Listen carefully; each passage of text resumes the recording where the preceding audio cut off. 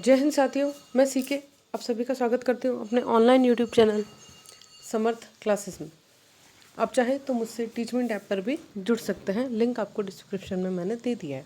चलिए, एक छोटा सा टॉपिक हम लोग डिस्कस करने वाला है, क्योंकि छोटे छोटे टॉपिक की ही सीरीज़ चल रही है। टॉपिक का नाम है बाल केंद्रित शिक्षा, जिससे नॉर्मली एक प्रश्न हम लोग हर एग्ज़ाम में एक आधा प्रश्न तो हमें इसका दिख ही जाता है। डेफिनेटली आप पिछले पेपर्स को अगर देखेंगे तो आपको मेरी बात सही लगेगी। प्रश्न किस तरह से आता है? प्रश्न सिंपल सा आता है कि जैसे पहला है आपका क्रियाशीलता का सिद्धांत। तो प्रश्न यही आता है कि क्रियाशीलता का सिद्धांत किस पर बल देता है।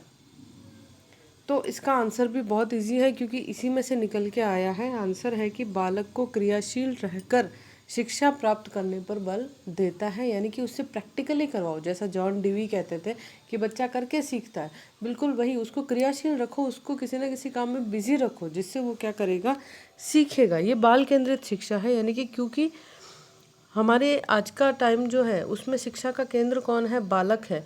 तो बालक को अगर केंद्रित रखना है, उसको बिजी रखो, तो वो क्या करेगा, शिक्षा प्राप्त करने की इच्छा प्रकट करेगा।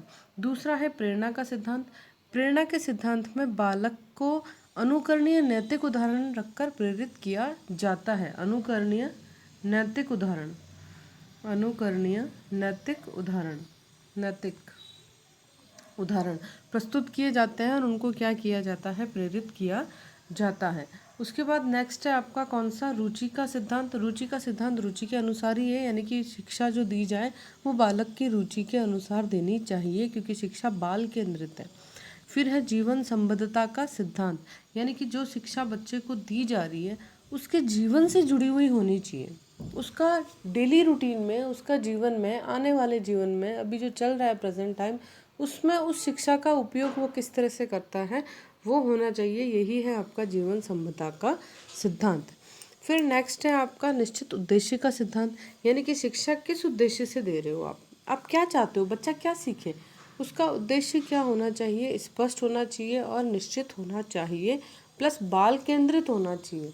यानी कि बालक के पक्ष की तरफ से हमें देखना है कि बालक, हम जो टॉपिक पढ़ा रहे हैं या हम जो शिक्षा उसे दे रहे हैं, उसमें बालक क्या सीखेगा, उसका कोई प्रॉपर उद्देश्य है, या बस टाइम पास करने के लिए पढ़ा रहे हो कि हाँ कोर्स कंप्लीट करना है, बस हमें पढ़ाना है क्योंकि स्कूल आया है बच्चा तो हमें पढ़ाना है। नहीं नहीं नहीं नहीं, बच्चा क्या सीख रहा है, बाल केंद्रित है। यही तो बाल केंद्रित शिक्षा है आपकी। चलिए नेक्स्ट है हमारा व्यक्तिक भिन्नता का सिद्धांत। मैं इसको एक्सप्लेन नहीं कर रही हूँ, मैं सिर्फ आपको ये बता रही हूँ कि प्रश्न कैसे आ रहे हैं।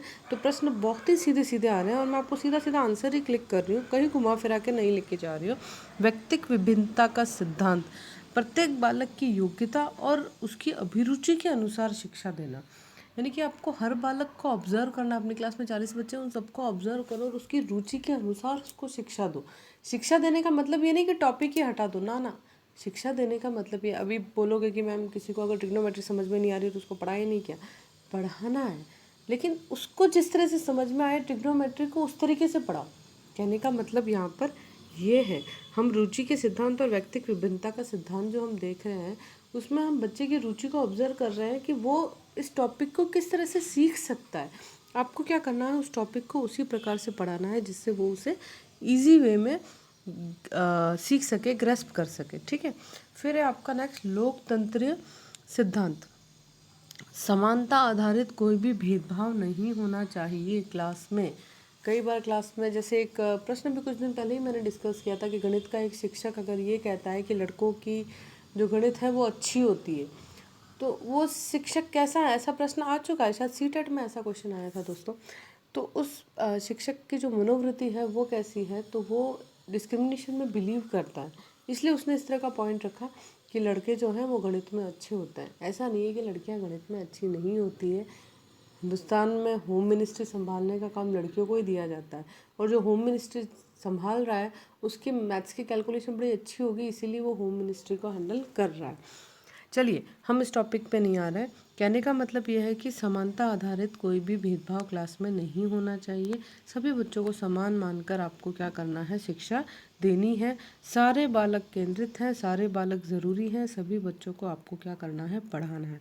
नेक्स्ट है आपका निर्माण और मनोरंजन का सिद्धांत, यानी कि शिक्षा में क्या होनी चाहिए, शिक्षा में हस्तकला भी शामिल होनी चाहिए, रचनात्मक कार्य भी होने चाहिए। ऐसा नहीं होना चाहिए कि यार ड्राइंग का पीरियड है तो किसी सब्जेक्ट टीचर ने ले लिया कि ना मेरा कोर्स कंप्लीट ना हुआ, ड्राइंग का पीरियड मेरे को दे दो। ड्राइंग ज़रूरी नहीं है, बिल्कुल ज़रूरी है।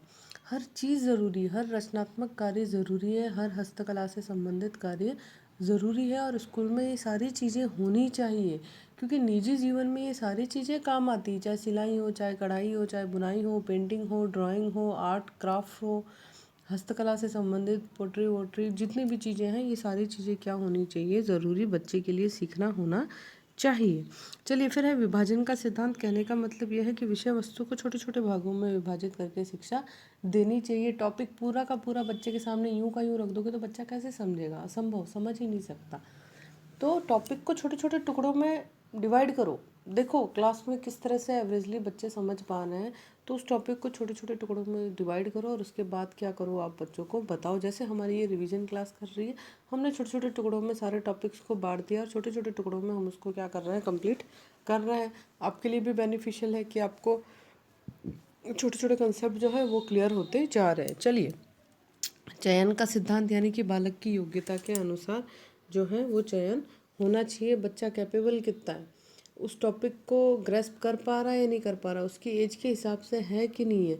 अभी अगर आप 4th 5th के बच्चे को सीधा उसमें डाल दोगे पैरामीटर वगैरह में, तो वो बच्चा थोड़ा सा मुश्किल से उसको 3D शेप्स में, चलो 4th 5th के बच्चे को अगर आप 3D शेप्स के फॉर्मूले बताओगे तो बच्चा थोड़ा मुश्किल से ग्रैप्स करेगा। या फिर आप 4th 5th के बच्चे को आप कॉन्स्टिट्यूशन के फीचर्स वगैरह इतना डिटेल में डिस्क्राइब करोगे तो वो उसको मुश्किल से ग्रैस्प करेगा। यानी कि उसकी कैपेबिलिटी देखो और उसके अनुसार अपने टॉपिक को आप लोग समझाओ कि आपका टॉपिक कितना है। यानी कि ये चीज़ें 1st क्लास से लेकर 12th क्लास तक हम लोग पढ़ते हैं, टॉपिक वही होते हैं, लेकिन टॉपिक का लेवल थोड़ा सा ऊपर नीचे हमेशा कर दिया जाता है। तो वो लेवल आपको क्लास में भी बनाना आना चाहिए कि आप जो पढ़ा रहे हो वो बच्चे ढंग से ग्रेस्प कर पा रहे हैं या नहीं कर पा रहे, उनकी योग्यता के अनुसार क्या करो, आप टॉपिक का चयन किया करो। चलिए ठीक है दोस्तों, आज का टॉपिक हम यही कंप्लीट कर रहे हैं। हमारा टॉपिक आज का कंप्लीट हो गया। ये थी बाल केंद्रित शिक्षा के सिद्धांत। अगला टॉपिक बहुत जल्द लेके आऊँगी मैं, जो किसी नए टॉपिक से रिलेटेड होगा और बिल्कुल ऐसा ही छोटा सा वीडियो बनाऊँगी जिससे आप क्या करेंगे, ईजीली पिक कर पाएंगे। इसके अलावा कुछ आपको पता हो तो कल स्टेनो का एग्ज़ाम हुआ था, उसमें जो सामान्य ज्ञान के यानी कि सामाजिक ज्ञान के जितने भी प्रश्न थे, सामान्य ज्ञान, सामान्य विज्ञान, तो सामान्य ज्ञान के कुछ क्वेश्चन थे जो मैं कुछ टाइम के बाद शायद अपलोड कर दूँगी उस पर भी वीडियो बनाकर कि किस तरह के प्रश्न आए हैं। तो आपका एक माइंडसेट भी क्लियर होगा कि आज के टाइम पीरियड में किस तरह के प्रश्न जो हैं वो आ रहे हैं। चलिए guys, thank you for watching this video. Have a wonderful time ahead and if you like this video please like करें, सब्सक्राइब करें और क्या करें, शेयर करें।